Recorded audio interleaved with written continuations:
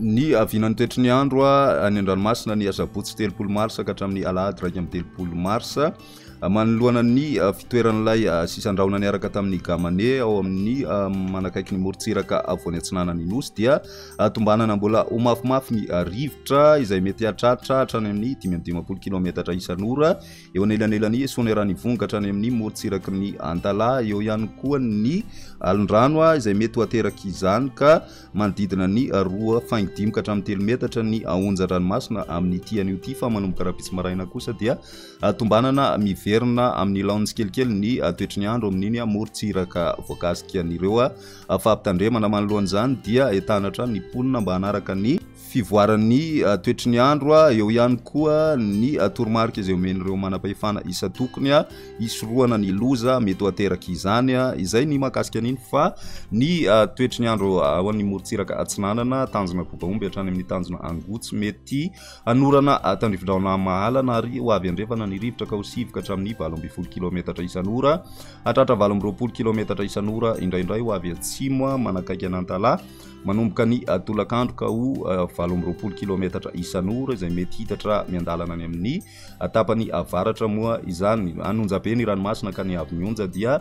tombanana anodidina ny ray faingo 10 metatra tanjona angotsy hatrany manoro tombanana iverina maina miandalana ny andro ary ho avy atsimo ny rivotra ka ho sivika hatramin'ny 20 kilometatra isan'ora hatratra 20 kilometatra isan'ora ny avaratry sonerany vongo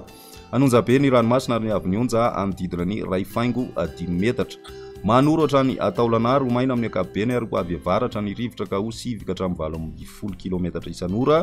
ho avy atsimo kosa any atsimony vangain-drano amin'ny faran'ny fepitoana ka ho 20 ka hatramin'ny 20 kilometatra isan'ora anonjabe ny ranomasina ka ny avy mionja manodidina ny ray faingo 10 metatra ho an'ny morontsiraky ny taolanaro hatrany amin'ny tanjona vohimena kosa ibalika ny masoandro ary ho avy atsinanana ny rivotra ka ho 20 ka hatramin'ny 20 kilometatra isan'ora ho avy atsimona atsimo atsinanana ny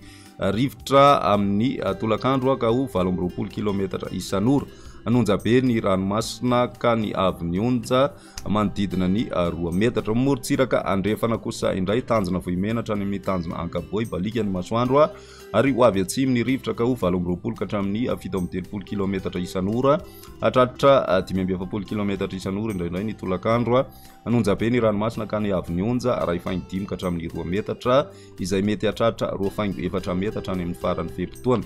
tanjona ankaboa hatrany amin'ny tanjona vilanandro ibalika ny masoandro ary ho avy atsimo ny rivotra ka ho 20 ka hatramin'ny 20 kilometatra isan'ora adiny-panonja ny ranomasina ary ny avy mionja aotra faingo 10 ka hatramin'ny 1 metatra tanjona vilanandro hatrany analalava andraona amin'ny tsitokotoko ary ho avy atsimo andrefana ny rivotra ka ho 20 ka hatramin'ny 20 kilometatra isan'ora adiny-panonja ny ranomasina ny avy mionja aotra faingo 10 ka hatramin'ny 1 metatra analalava hatrany amin'ny tanjona vobaomby andraona amin'ny tsitokotoko ary ho avy andrefana ny rivotra ka ho 9 ka hatramin'ny 20 kilometatra isan'ora adiny-panonja na